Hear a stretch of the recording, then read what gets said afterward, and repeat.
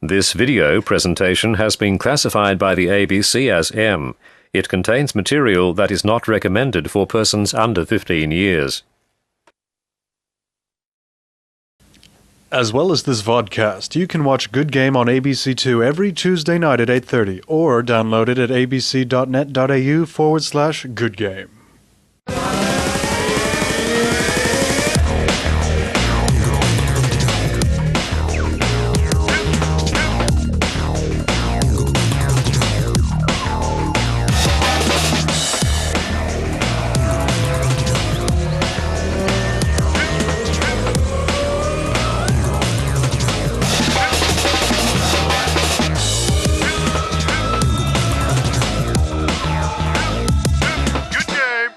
Hello and welcome to Good Game, the show for gamers, by gamers. I'm Junglist. And I'm Barjo. No time for dilly-dallying, Junk. To the games we must go. That's right, it seems there's no end to the releases on the PS2. Demon Chaos gets chickened.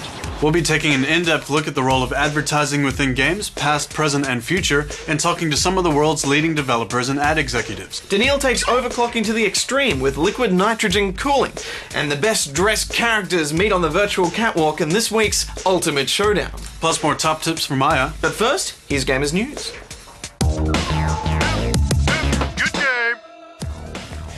Nico Partners have published a report stating revenues in the Chinese video game industry were up by almost 70% last year.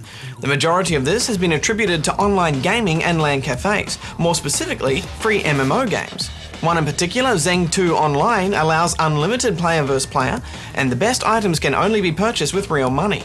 Zeng 2 Online recently recorded profits higher than Chinese World of Warcraft servers, and with 2.8 million people logging in each day, it's more popular too. China's offline market is booming as well. A mod chip for the Nintendo Wii has skyrocketed demand for the console, enabling new Wii owners to purchase games illegally for just under $2. Thanks, Badjo. Harmonix have announced that their new game Rock Band will feature models of Fender guitars, including the Strat, unlike Guitar Hero, their previous game, which featured Gibsons. Rock Band is due for release on PlayStation 3 and Xbox 360 around Christmas. Electronic Arts have announced a $25 million loss in the last 3 months of financial reporting. The company blamed the losses on the transition to next-generation systems and the fact that Spore's release date has been moved back to 2008. The company expects Spore to contribute as much as $200 million to revenue when it does hit the shelves. In the meantime, EA will cut back on research and development and rely on its other AAA titles such as Crysis, Rock Band, and Hellgate London. Here's a classic, gamers. Can you remember the game this music belonged to? It was designed to mimic the human heartbeat. Answer at the end of the show.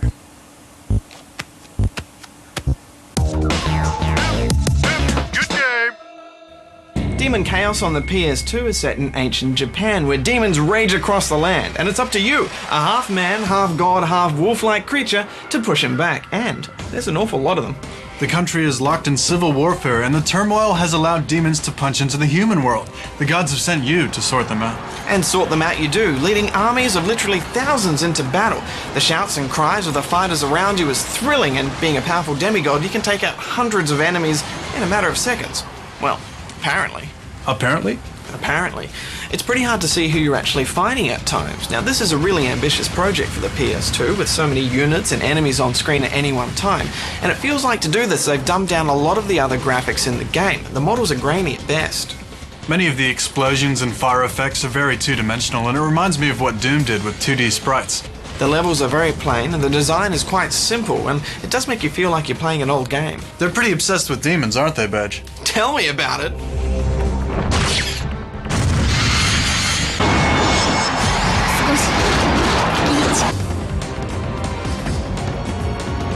You know, it's still fun to whack an epic amount of hurt into these guys. It's great that we're fighting a lot of enemies with only a little hit points as opposed to just a few enemies with a lot of hit points. It's exactly what they should be doing, but it's too big a game for the PS2. Yeah, and it doesn't really have any proper collision detection, you know, and once you get over the awe factor of just heaps of guys on the screen, it does look a little bit like a massive dance-off.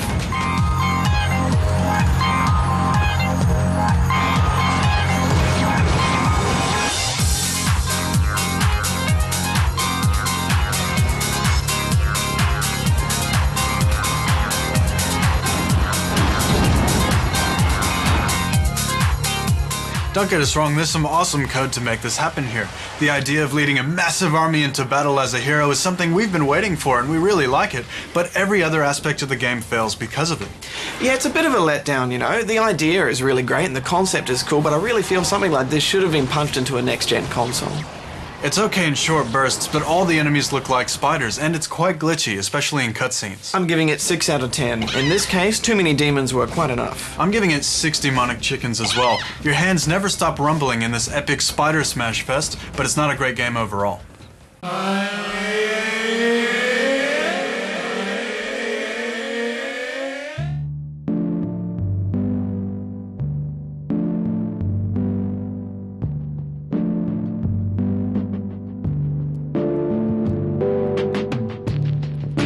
Hi, Slydog. Welcome to Good Game. Quite a system you've got here. Do you want to talk us through it? Basically, it's just a copper tube with a bit of a mounting bracket and insulation, and it basically straps to the top of the CPU and uses the dry ice to cool it down to about -78. So this isn't a system for a normal home user then, is it? No, not at all. Basically, you have to keep it upright, so putting it in a case sideways mounted is just out of the question. You can get a build-up of condensation, and plus operating at such extreme voltages and temperatures, you can definitely risk losing your CPU and your motherboard, so it's not for the faint-hearted.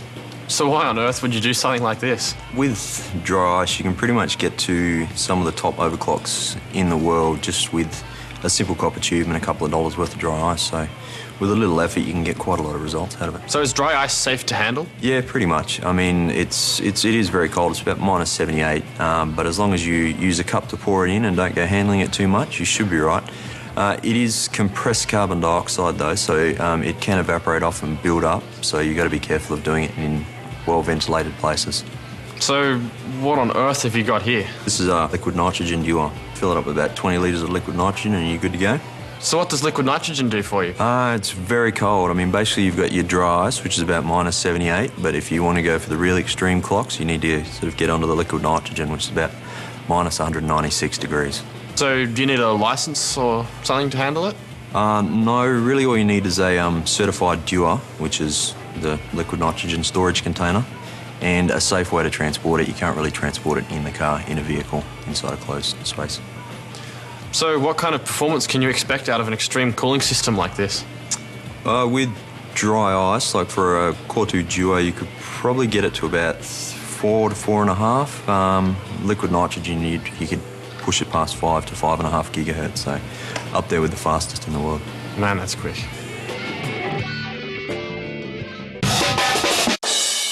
And this week's review winner is...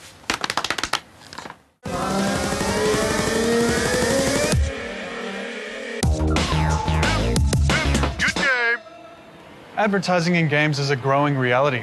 With audiences for traditional media, such as TV, declining, advertisers and manufacturers are wondering where their audiences have gone. And with over 80% of Australian households having one or more gaming devices, gaming has become an attractive proposition.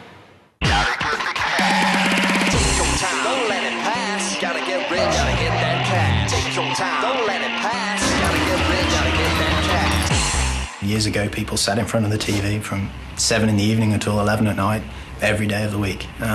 These days, they're online, they're searching out information, they're in community sites, etc. So they are now very much more fragmented. So the media is finding ways in which it can start to talk to its audiences again. And again, that is, gaming is a viable channel for that. Teenagers are at their most bored and disengaged when they're watching TV. Whereas when they're sitting forward playing a game, they're really actually very engaged. So much more effective, hitting people when they're engaged than when they're passive. Game developers blame growing production costs on their need to get additional sources of income. Well, I think that the trend isn't particular to games. I mean, I think it's a growing trend in all types of media. As production costs increase to deliver compelling and competitive product, that there's a need to offset those costs in a variety of different ways. I think it depends on the publisher in terms of and with the success of the game. I think there is a barrier to entry now with next-gen games. That if we could find a way to use in-game advertisement to lower the cost of games, to make it more accessible. If someone said to me, "Oh, by the way, I've littered the game with ads, but it's a $20 game," I might be willing to do that, right? from a branding perspective, it enables you to align a brand in an appropriate kind of space. So, for instance, the Nike shoe stuff that takes place in the NBA game, connecting with the brand in that way, they sort of walk away with a particular idea about Nike, for example, which is completely immersive as opposed to an advert which says, you know what, you can design your own Nike shoe. Personally, I think that I'm really looking forward to this in-game advertisement, actually. I think it will become one of the strongest media to advertise, even maybe more than TV or maybe more than a movie. What I think is interesting of the in-game advertising is that it is probably going to be possible to advertise something according to what the player does. So, what he or she likes, of how he or she interacts, the advertisement could be changed instantly. So I think that interactiveness is a very interesting point. But not all developers see this as a good thing. I don't like it. I think it's the route we're going down, and I'm sure we're going to see it in a lot of games. And in some games it actually makes sense. Like sport games, fine, because it adds to the immersion. But putting for example, Coca-Cola commercials in WoW, World of Warcraft, would be weird because it does not fit, and no product you have in real life would fit into a fantasy game like that. What's clear is that ads in games are becoming more sophisticated. In a Korean MMO called Decaron, companies sponsor you weapons, extravagant-looking weapons that have no effect on gameplay but are free. You're also allowed to gain experience at a double rate if you allow banner ads. Traditionally, advertisement is an enabler for free. Radio, television. You have advertisements because that then enables you to give the content for free. What I have a little bit of an issue with is games that take in-game advertisement and then don't pass any of that savings or sponsorship on to the consumer. So they're still paying, $60 American for a game, yet they are now being flooded with ads. Right now, we're seeing as just another way for publishers to make more money off the games. Advertising in games is nothing new. In 1973, a version of Lunar Lander rewarded you if you landed next to a McDonald's. In 1983, Coca-Cola teamed up with Atari to create a version of Space Invaders called Pepsi Invaders, in which you shot down the letters of the word Pepsi in order to get more Coke points. But things have changed since then. Now with dynamic advertising, games can collect information about you, what games you play, how long you play them, what images you look at, and for how long. So should we be worried about our privacy? Australia's Spam Act is seen worldwide as being one of the strongest, and what that controls is the outgoing messages that take place. There's a lot of sort of rules in place around what we can and can't do. So the Spam Act, whilst currently governing, at least most people perceive it as governing only email, the reality of it is you can't actually collect and use any data unless you get somebody's opt-in. And at that point, it really controls what you do. And we're very strict in terms of the way that we deal with that with advertisers.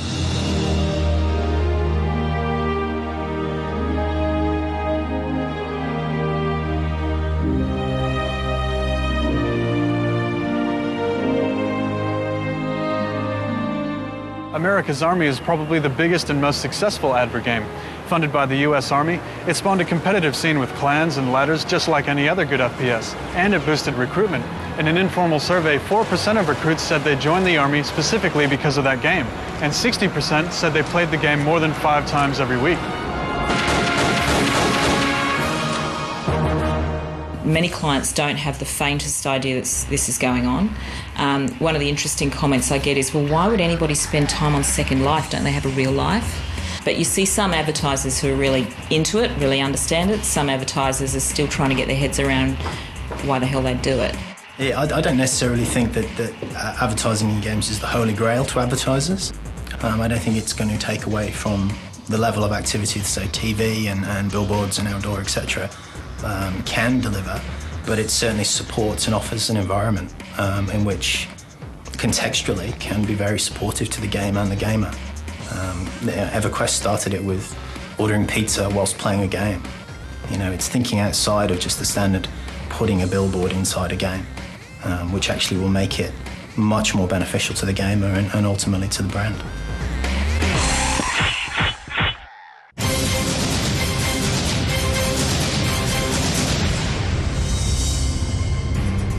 Ultimate Showdown time, Junkie Poos, and this one is right up your alley. That's right, it's the best dressed game character of all time. Now, over the last few weeks, we've had trouble picking an exact winner in our Ultimate Showdowns, and how can we with this one? There's so many different characters and costumes to choose from. That's right, in hundreds of games where what to wear or what not to wear has a huge impact on gameplay. So, Jung, I guess the best way to approach it is to have a virtual catwalk of gaming fashion victim. First up, Lara Croft from Tomb Raider.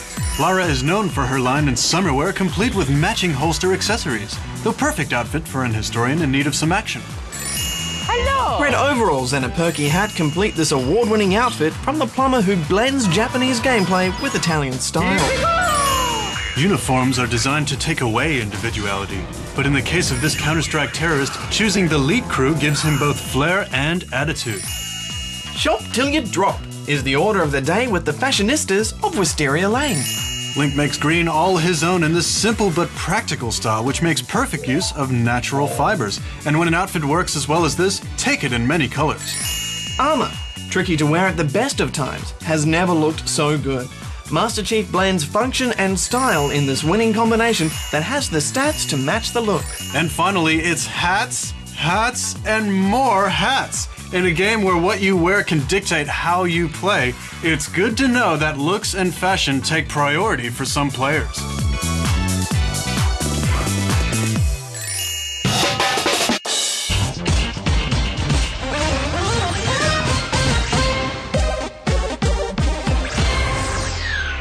The most successful video game of all time is The Sims, a game in which you create a virtual being and pit him against all kinds of life obstacles, such as using an oven, going to the toilet, cooking on a barbecue, eating, installing fire alarms, and pretty much just, well, trying to stay alive. Tonight, we talk with Simon Lefton. Ladies and gentlemen, this man is a sim. Please feed me. I'm really hungry. So Simon, what's it like being a sim? Terrible. All people do is abuse us. Just yesterday, I was in a room with no doors, standing and sleeping on my own blue liquid. Why is it that people find your suffering so hilarious? Hilarious. Our lives are not jokes. We're not tools of your entertainment. Yeah, I'm pretty sure that you are. Why? I've never been more insulted in my life. Well, you guys do live pretty short lives, so, I wouldn't be surprised. Me scala. Not me, the player turned off aging using the cheats. My torment is eternal. Well, until he gets bored of playing. But with all the expansions, I don't see that happening. Oh yeah, you guys have dogs and stuff now, don't you? Ramflamda. I had a dog, but I lost him in the Sims 2 Disease and Plague expansion. I've never heard of that one, and I think I'm glad not to. Yeah, that one never really took off. La la la, so you think you can't game. Sliding is a great technique used by a lot of racers in driving games. I've confessed that when it comes to driving games, I am a bit of a noob, and safe to say, nothing's changed. However, lately I've been getting in some practice at Trackmania Nations, or for the PC. It's a solid title, and best of all, it's a free download as well. So let's take a look at how to execute a good slide. The easiest method is to turn in the direction you want to go, and while accelerating around the corner, press brake, so that you're accelerating and braking at the same time. Adjust this depending on the sharpness of the corner and your speed. By sliding around, you'll be able to go around corners much faster and improve your times. But be warned, there are some times when sliding will get you into trouble. MC from the forums says that if you slide around in the building areas with no crash barriers, you'll fall straight off the track. You're much better off accelerating and turning as normal to give yourself more control. My challenge is back for this week. Open up single player and go to track G5. It's a short, fast track, and anything under 12 seconds is good, so get the fastest time you can and post it up on the forums. Until next week, this is Aya, sliding out. Good game! Say, Badge, have you noticed the tension between Aya and our editing guru Argonaut this week? Yeah, I have, Jung. I've never seen so many death stares. What's it all about? Roffle Cup envy. Oh, really? Yeah, really. Enemy Territory is a popular mod for Return to Castle Wolfenstein. These two met on the battlefield.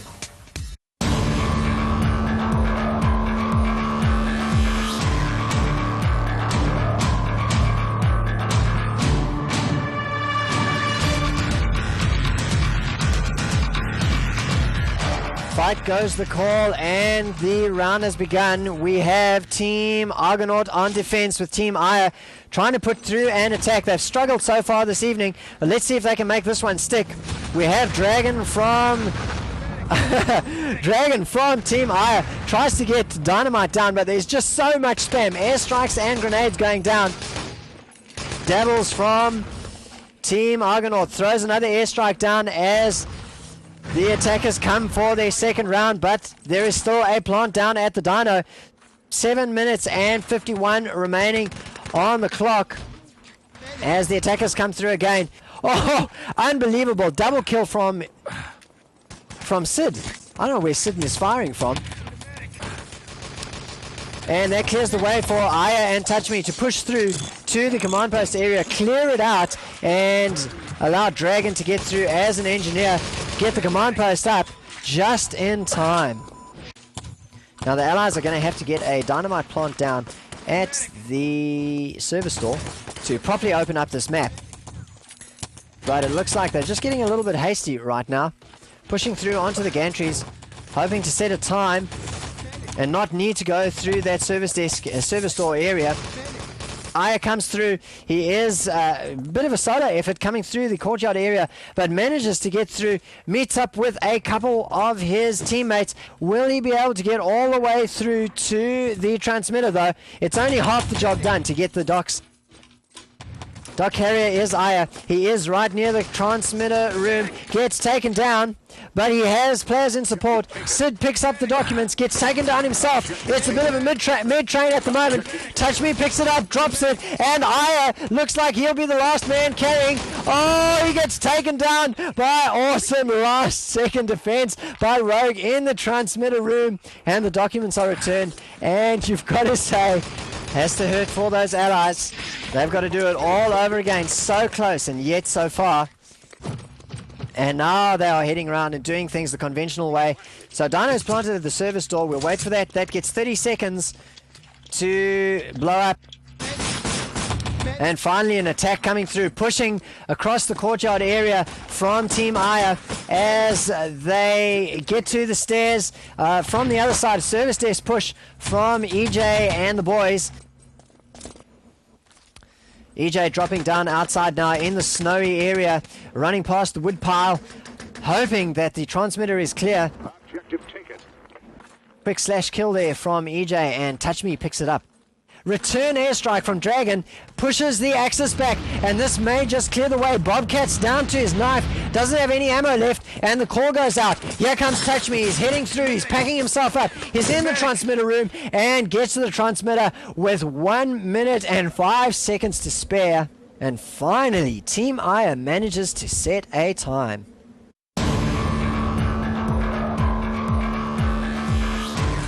Allies are pushing forward. We got a full push going on at the moment to the main door. Bobcat is an engineer. He gets a plant down. Lots of spam at the moment, and Argonaut with the comedy flamethrower option. Good try, Argonaut. Keep it up. It's the trying that counts.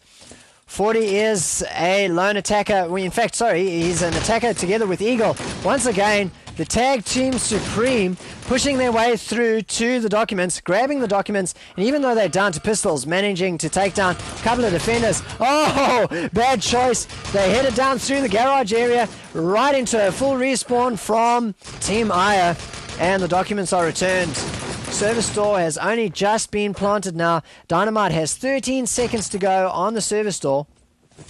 So, lots of access around the documents at the moment. Very little allies. Aya is corner whoring it up with his flamethrower, so let's just see if he manages to... He's lining up 3 allies for the barbecue. Oh, does he get one? Oh, he spams out, takes himself down again with his own flamethrower. Opens up the way for Eagle to come around past the service door area and get his hands on the documents. Heading out now into the snowy area. Eagle is on his own. He's quite exposed at the moment. He's very vulnerable to a ninja defense from the Axis.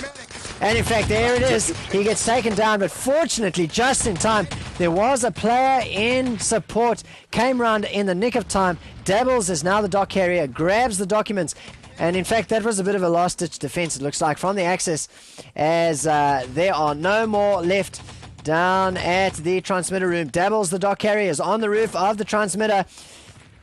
Jumps down into the transmitter room. Team Argonaut really dominating on Frostbite here in enemy territories, Roffle Cup. Yeah, I had all noobs on my team. Oh, man. Oh, damn you, EJ. Well, gamers, did that electronic tune spark the neural pathways in your brain to remember this week's retro game? It was Space Invaders. Never have fast-moving aliens changing direction look so good. Space Invaders was developed in 1978 and credited with the exponential increase in the popularity of video games in the 80s. It was also responsible for a coin shortage in Japan.